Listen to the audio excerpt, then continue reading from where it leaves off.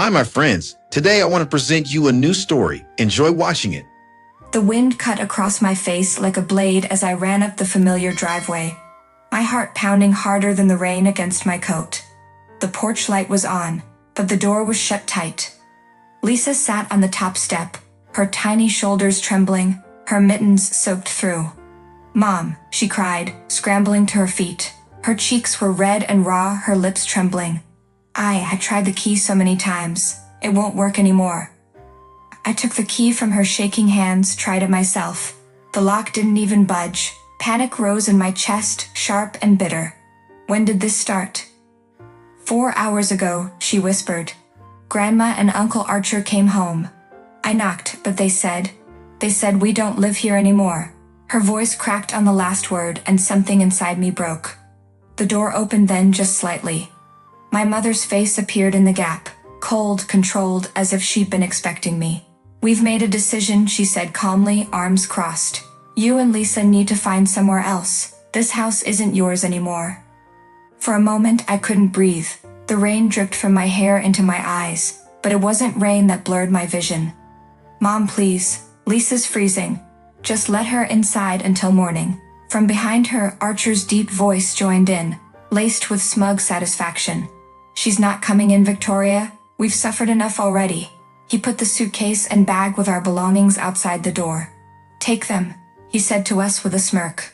Lisa pressed her face into my coat, sobbing. I stared at them both, the mother who had once tucked me in at night, the brother who used to follow me around the yard, and realized I didn't recognize either of them anymore. "You'll regret this," I said quietly, though my voice trembled. Archer smirked. "Doubt it."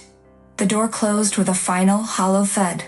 I turned to Lisa, wiping her tears with my sleeve. "Come on, sweetheart," I whispered, forcing steadiness I didn't feel. "We're going to be okay." As we walked away under the flickering streetlight, her small hand clutched mine. Behind us, the porch light went out. I didn't look back. But I knew something inside me had locked too. And this time, no key would ever fit again. We rented a small apartment on the next street for a reasonable price. I used to think love in our house was something earned, like a grade you had to work for.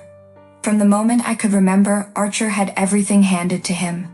The bigger slice of cake, the new bicycle, the praise that came easily and endlessly. I got silence, sometimes a sigh. Mom adored him. "My bright boy," she'd say, ruffling his hair as I stood nearby, clutching my spelling test marked with a red A. "You should be more like your brother, Victoria. He doesn't complain." Even when we grew up, that favoritism became a wall between us. Archer could lie, fail, disappear for weeks, and Mom would defend him. But if I was late for dinner after a hospital shift, she'd accuse me of neglecting the family. I learned to keep my head down, to swallow every word that burned on my tongue. Then Dad got sick. I was the one who took him to chemo, who sat beside him when he couldn't speak. Archer showed up twice, with his camera for pictures. When Dad passed, I watched Mom pull his things from the closet the very next morning. "Let's not dwell," she'd said, tossing his old sweater into a box. He wouldn't want the house to feel sad. But it wasn't sadness she feared, it was memory. When Archer married Katie, Mom called it a blessing. She cleared out Dad's study and gave it to them. Lisa and I were pushed into a cramped room at the back, our beds pressed against the cold wall. "Mom," I once whispered, "this was Dad's office." She didn't look up. "It's Archer's now." That night, I lay awake listening to laughter echo through the halls. Lisa whispered, "Why doesn't Grandma love us?" I turned away so she wouldn't see my tears. "She just forgot how," I said softly. 2 weeks passed, and Lisa and I were slowly getting used to our rented apartment. The envelope arrived on a gray Thursday morning, its pale blue paper soft beneath my trembling fingers. The sender's name, Tamara Osborne, attorney at law, meant nothing to me then, but by the end of the day it would change everything. Inside was a short, formal letter.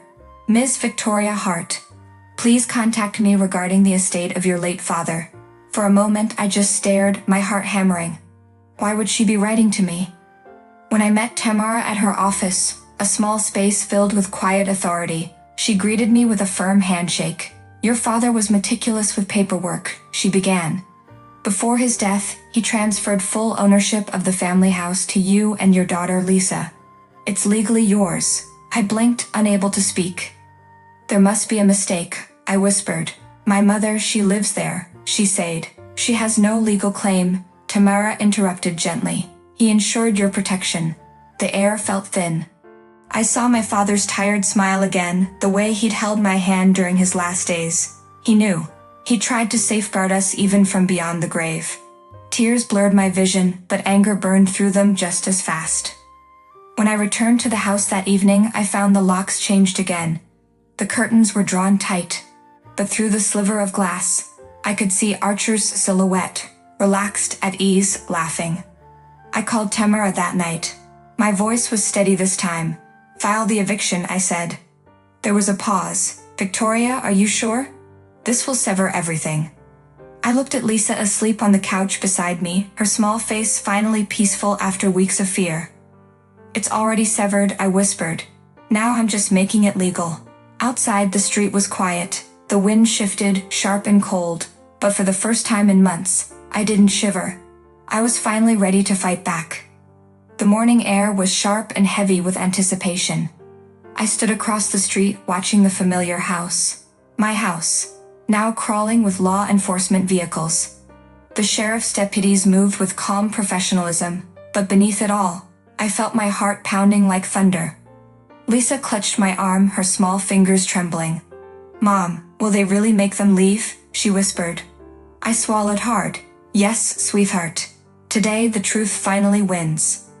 When the deputies knocked, the front door flew open. My mother appeared, her face twisted in that same cold amusement that haunted my childhood.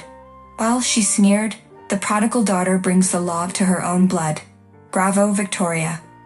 Before I could answer, Archer stormed into view, veins bulging in his neck. You think this is over? He barked.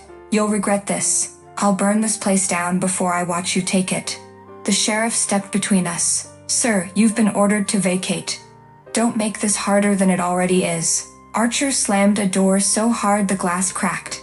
His wife, Katie, stood behind him, clutching a box of her things, tears streaking her face. Please, Archer, she sobbed. Let's just go. My mother gave a dismissive laugh as she passed me. You'll be alone here soon enough. Just like you deserve. But as the deputies escorted them out, I felt the opposite of loneliness. I felt release. When the sheriff finally turned to me and placed the cold keys in my palm, something inside me steadied. This house is yours again, Ms. Hart, he said. I closed my fingers around the keys, tears blurring my vision. Justice had come, quietly but completely. Weeks passed before I could walk through each room without trembling. The silence that once mocked me now felt sacred. Lisa and I painted the walls sunlight yellow, replaced the broken curtains, and filled the air with music and laughter. The house began to breathe again, and so did we. One afternoon, as I watered the garden, Mrs. Keene from next door leaned over the fence. You heard, she whispered. Your brother moved out. His wife left him, couldn't take the shouting anymore. I looked at her gently. Some storms clear the air, Mrs. Keene. Maybe this one had to happen.